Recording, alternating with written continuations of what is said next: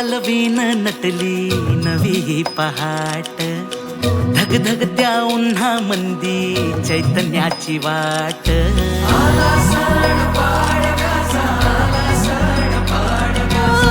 फुलांची ती माळ सजली रांगोळीचा थाट, वसंताचा वारा भिनला आनंदाची लाट. हे मनात भरा सारा गोडवा नात्याचा, बाण मराठी हा उजळ माथ्याचा.